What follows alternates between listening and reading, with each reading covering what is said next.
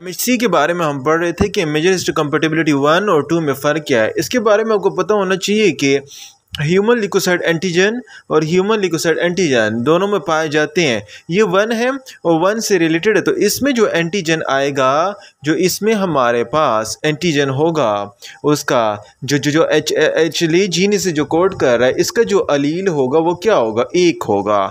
इसका नाम है human leukocyte antigen A, human leukocyte antigen B या ह्यूमन ल्यूकोसाइट एंटीजन सी, जिसका हमारे पास सिर्फ 1 अलील होगा क्योंकि MHC 1 है। MHC 2 की मैं अगर बात करूँ तो यहाँ पर अलील 2 होंगे। एक ह्यूमन ल्यूकोसाइट एंटीजन का एक अलील है DP, दूसरे का नाम है DQ और तीसरे का नाम है DR। तो ये डबल अलील है, इसमें 2 अलील होंगे, और जबकि हमारे पास जो 1 है इसमें हमारे पास सिंगल अलील पाया जाता है। याद रहे MHC 1 में पता था कि ये हमारे पास बाइंड करता है किसके साथ, CD8 टी सेल के साथ। ये हमारे पास CD8 टी सेल के साथ बाइंड, जबकि MHC 2 की बात करें ये बाइंड करते हैं हमारे पास CD4 टी सेल के साथ। ये हमारे पास CD4 टी सेल के साथ बाइंड करता है, जबकि ये हमारे पास CD8 टी सेल के साथ बाइंड करता है। इसके साथ में अगर बात करूँ इसकी चेन्स की, इसमें कितने चेन होते हैं, इसमें हमारे पास 2 चेन होते हैं, लेकिन उस 2 चेन में हमारे पास एक हमारे पास लॉन्ग चेन होता है और एक हमारे पास शॉर्ट चेन होता है। 2 चेन है, एक लॉन्ग चेन है और एक शॉर्ट चेन है, लेकिन यहाँ पर ऐसा नहीं है। यहाँ पर दोनों क्या है, both are equal chain. MHC 2 में दोनों इक्वल चेन है, इसमें एक लॉन्ग है एक शॉर्ट है। ये हमारे पास कहाँ पर एक्सप्रेस होता है, इसके एक्सप्रेशन की मैं अगर बात करूँ तो ये हमारे पास MHC 1 एंटीजन प्रेजेंटिंग सेल्स उन पर, इसके साथ साथ प्लेटलेट्स पर पाया जाता है।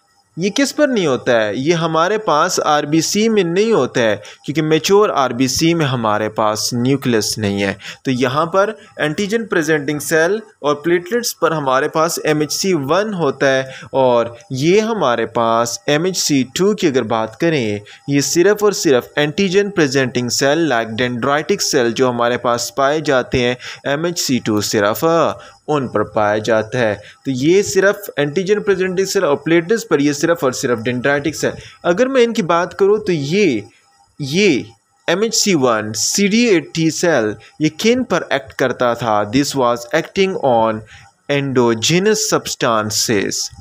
एंडोजेनस सब्सटेंसेस जितने भी थे उन पर हमारा MHC 1 था, लेकिन जो जितने भी सब्सटेंसेस हमारे पास एक्सोजेनस हैं, जो आउटसाइड द बॉडी से आते हैं लाइक बैक्टीरिया वगैरह, उस पर हमारा पास MHC 2 एक्ट करता था। 5वें अगर पॉइंट की बात करो तो एंटीजन के जो फ्रेगमेंट हैं, यहाँ पर ये पहले स्टेप में फर्स्ट सिग्नल में बता चुका था लास्ट लेक्चर में कि एंटीजन के क्या बनते थे, एंटीजन के फ्रेगमेंट बनते थे।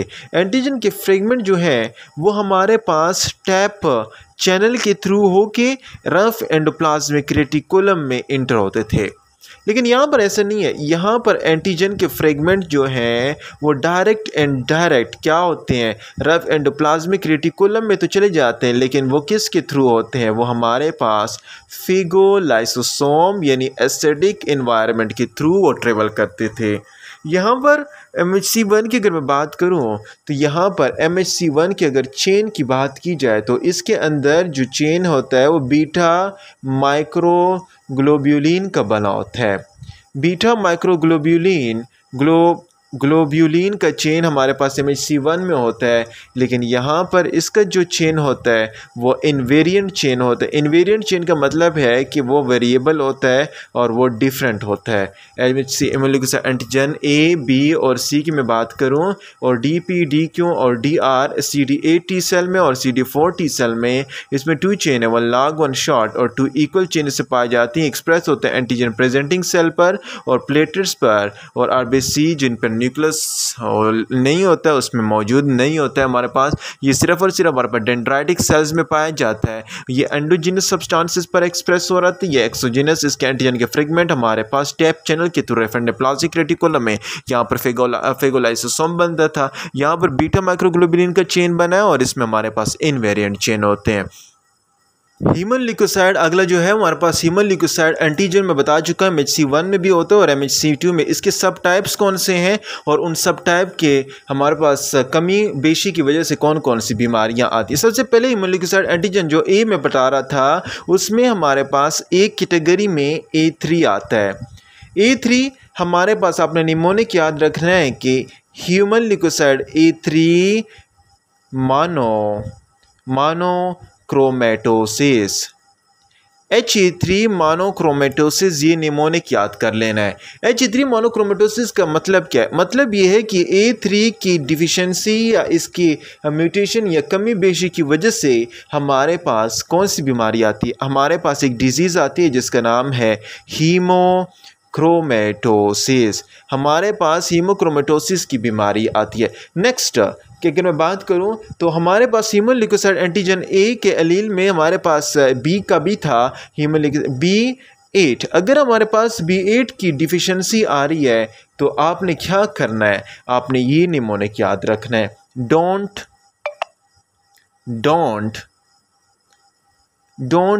B late. Don't be late, late में आखिर में ई आता है और 8 हमारा स्टार्ट होता है ई से। Don't be late Addison sent my patient to grave. कहते हैं कि लेट मत हो। हमारे पास एडिसन साहब जो है उसने क्या किया है? उसने सेंड किया है माई पेशेंट, मेरा वाला पेशेंट जो है वो किसे सेंड कर दिया है? ग्रेव को सेंड कर दिया है। अब इसका मतलब क्या है? Don't be late Addison send my patient to grave. इसका मतलब ये है कि यहाँ पर जो बीमारी आती है, सबसे पहले ए से एडिसन आ रहा है तो यहाँ पर आपको पता होना चाहिए कि एडिसन डिजीज़ होती है। 8 का क्या मतलब? ये B8 है, इसमें हमारे पास एडिसन। दूसरा मैं अगर बात करूं तो यहाँ पर माई पेशेंट से आ रहा है तो यहाँ पर जो बीमारी होगी उसका नाम दूसरी है, वो माइस्थेनिया ग्रेविस है। और तीसरी में अगर बात करूं ग्रेव है तो थर्ड बीमारी जो इससे आएगी उसका नाम है ग्रेव्स डिजीज़। किसकी डिफिशिएंसी, किसकी एबनॉर्मेलिटी की वजह से हो रही है? B8 की वजह से हो रही है। नंबर 3 थर्ड की मैं अगर बात करूं तो उसका नाम है B20C, human leukocyte antigen B20C। ये आपने याद करना है किस निमोनिक से? पेयर के निमोनिक से, जिसमें हमारे पास पेयर सीरो नेगेटिव एर्थ्रोपैथी। तो पेयर का मतलब क्या है? B27 में पेयर का मतलब यह है कि P से आता है क्या? P से आता है सोरेट अर्थराइटिस या सोरियाटिक अर्थराइटिस कंडीशन आती है आपकी इसकी डिफिशिएंसी। नंबर 2 दूसरे का नाम है हमारे पास एंकाइलोसिस स्पॉन्डालाइटिस। दूसरे में हमारे पास एंकाइलोसिस स्पॉन्डालाइटिस की कंडीशन आती है। आई की मैं बात करूं तो उससे हमारे पास इन्फ्लेमेटरी बाउल सिंड्रोम आती है जो एसोसिएटेड होती है किसके साथ? अर्थराइटिस के साथ। नंबर 4 आर से हमारे पास आता है रिएक्टिव अर्थराइटिस। तो आपने निमोनिक याद कर लिया है। पेयर का निमोनिक है PAIR psoriatic arthritis, ankylosing spondylitis, inflammatory bodies arthritis और रिएक्टिव अर्थराइटिस हमारे पास B27 की डिफिशिएंसी।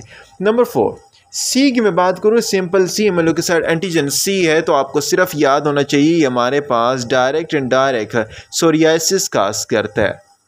इसके बाद ये हमारे पास human leukocyte antigen human leukocyte antigen जो MHC1 के थे वो हो गए। अभी जो MHC2 की जिसमें 2 अलील हैं, सबसे पहले आपको पता होना चाहिए कि दूसरा जो अलील है उसका नाम है DQ2 और DQ8। अभी ये आपने किस तरह याद करना है? ये आपने इस निमोनिक्स याद करना है। लेट में क्या है? 8। लेट 2 में क्या है? 2। Late 2 eight Dairy Queen. Late 2 eight Dairy Queen का मतलब यह है कि A2 और डेयरी क्वीन जो है, A2 डेयरी क्वीन और A2 जो है हमारे पास ये एक ही बीमारी काज करते हैं, उसका नाम है सीलिक डिजीज़।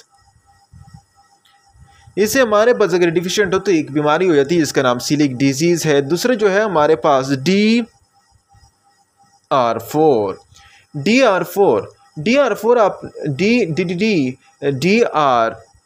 पहले कर लेते हैं, फिर उसके बाद 3 है, फिर 4 है, फिर 5 है, तरतीब से हम याद करेंगे।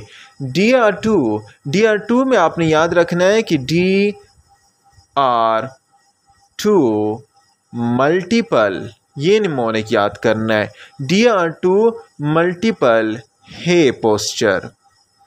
DR2 मल्टीपल हे पोस्चर का मतलब क्या है? DR2 मल्टीपल हे पोस्चर का मतलब है कि DR2 तो अपना DR2 हुआ, मल्टीपल की मैं अगर बात करूं तो इसमें सबसे पहले हमारे पास मल्टीपल स्क्लेरोसिस की कंडीशन आती है। नंबर 2, उसके बाद हमारे पास हे फीवर की कंडीशन आती है। उसके बाद हमारे पास थर्ड में सिस्टेमिक ल्यूपस एरिथेमेटोसिस की कंडीशन आती है। और नंबर 4 हमारे पोस्चर में हमारे पास गुड पोस्चर सिंड्रोम आता है। सही, तो यहाँ पर आपने DR2 मल्टीपल बोनी पोस्चर से आपने याद करना है कि ऐसे हमारे पास multiple sclerosis, hay fever, Goodpasture syndrome और साथ सिस्टेमिक ल्यूपस एरिथेमेटोसिस आ जाता है। नंबर 3, तीसरा जो है हमारे पास वो DR3 से कंसल्टेड है। DR3 और DR2 आपको पता होना चाहिए, 2 और 3 हमारे पास डायरेक्ट क्या काज करते हैं? सिस्टेमिक ल्यूपस एरिथेमेटोसिस काज करते हैं। लेकिन 3 हमारे पास एक और कंडीशन काज करता है, type 1 diabetes mellitus. Type 1 diabetes mellitus भी हमारे पास ये कंडीशन काज कर लेता है। सिस्टेमिक ल्यूपस 2 और 3 हमारे पास का टाइप 1 मेलाइटस भी काज। नंबर 4 की मैं अगर बात करूँ तो उसमें हमारे पास DR4 आता है। DR4 की अगर मैं बात करूँ तो आपने इसका निमोनिक किस तरह याद करना है? इसने आपने यह करना है कि 4 wall in one. 4 wall in one क्या? इन वन रूम 4 दीवारें होती हैं एक रूम में, तो 4 से क्या हुआ? DR4 हुआ। वॉल इन वन रूम से क्या हुआ? हमारे पास डायरेक्ट इनडायरेक्ट आप लिखते जाएं कि DR4 से हमारे पास रिमेटाइड अर्थराइटिस आता है। 1 से हमारे पास टाइप 1 डायबिटीज़ आती है, और इसके साथ साथ हमारे थर्ड पे एडिसन डिजीज़ भी आ जाती है। DR4 हो गया। Last one but not the least one हमारे पास जो है वो है DR5। DR5 आपने कैसे याद करना है? आपने क्या करना है? आपने लिखना है हैशीमेटो एन ऑड। हैशीमेटो हमारे पास ऑड है। ऑड का मतलब क्या है? ऑड का मतलब ये है कि ऑड नंबर कौन से होते हैं? DR3 होता है और DR5 होता है। तो हमारे पास हैशीमेटो 2 बंदों से होता है। हमारे पास इस DR5 से तो अपनी ही बीमारी आती है, जिसे क्या कहते हैं? हैशीमेटो थायरोडाइटिस। हैशीमेटो थायरोडाइटिस तो अपनी आ गई। DR3 और DR4 अपनी कंडीशन है, 3 और 4 अपनी कंडीशन आ गई। लेकिन अगर हमारे पास 3 और 4 की बात की जाए तो 2 और 3 अपने थे इधर सिस्टेमिक ल्यूपस एरिथेमेटोसिस, तो हैशीमेटो थायरोडाइटिस में 5 भी आ जाता, 3 और 5 भी आ जाता है। तो यहाँ पर ह्यूमन ल्यूकोसाइट की जो सब टाइप्स हैं और इससे डिफ्रेंशिएट जो डिजीज़ है मैं पढ़ा चुका हूँ। एक बार फिर रिवाइज कर देता हूँ कि हम अगर A की बात करें तो A3 आपने याद करना है, ह्यूमन ल्यूकोसाइट A3 मोनोक्रोमेटोसिस, इससे बीमारी जो होती है हीमोक्रोमेटोसिस होती है। B8 की बात करें, डोंट बी लेट, आपने याद करना है Addison send my patient to grave. Don't be late, late का मतलब 8 आया है और एडिसन का मतलब ये है कि एडिसन डिजीज माइस्थेनिया ग्रेविस और ग्रेव डिजीज। B27 का आप डायरेक्ट पेयर से याद रखना है, सीरोनेगेटिव एर्थोपैथी आती है। इससे पेयर में क्या आता है? Psoriatic arthritis, ankylosing arthritis, inflammatory bowel syndrome और the last one is reactive arthritis. हमारा B हो गया। C से आपने डायरेक्ट सोरोसिस हो जाता है और जिनमें दो अलील हैं, DQ2 DQ8, तो आपने लिखना है late two eight Dairy Queen. Late two eight Dairy Queen का मतलब क्या है कि इसमें A2 एट डेयरी क्वीन का मतलब यह है कि सीनिक डिजीज में हमारे पास ये कंडीशन आ जाती है। DR2 की बात की जाए तो हम लिखना है DR2 multiple hay fever. Multiple hay fever का मतलब क्या है? मल्टीपल M से आते हैं, मल्टीपल स्क्लेरोसिस H से हे फीवर, सिस्टेमिक ल्यूपस एरिथेमेटोसिस आप ऐड कर दें और पोस्चर से आता है हे पोस्चर से आता है गुड पोस्चर सिंड्रोम। DR3 की मैं अगर बात करूँ तो इसमें टाइप 1 डायबिटीज मेलाइटिस आती है और सिस्टेमिक ल्यूपस एरिथेमेटोसिस काज होता है। DR4 की अगर बात करूँ तो इसमें 4 wall in one room. 4 wall in one room का मतलब ये है कि हमारे पास एक रूम में 4 दीवारें हैं। 4 दीवारों का मतलब क्या है कि 4 से हमारे पास GR4 हुआ और 1 हमारे पास टाइप 1 हुआ। रूम से हमारे में टाइप और एडिशन डीज आप ऐड कर। DR5 में रेशियोमेट्रिक डिजीज इन ऑड में है, DR3 और DR5 में है, और DR2 और DR3 में आपने याद रखना है कि इसमें हमारे पास सिस्टेमिक लुपस एरिथेमेटोसिस की कंडीशन आती है। दिस इज़ ऑल अबाउट हमारे पास ह्यूमन ल्यूकोसाइट एंटीजन के सब टाइप्स थे, और मैं इसे जो पहले बता चुका हूँ MHC1 और MHC2 का डिफरेंस क्या है। और नेक्स्ट जो लेक्चर है वो हमारा कंसल्टेड है किसके बारे में, फंक्शन ऑफ इनेट इम्यूनिटी, जो इनेट सेल हैं उनके फंक्शन के बारे में, और प्रोसेस ऑफ मैच्योरेशन कैसे होती है वो फिर हम नेक्स्ट लेक्चर में देखते हैं।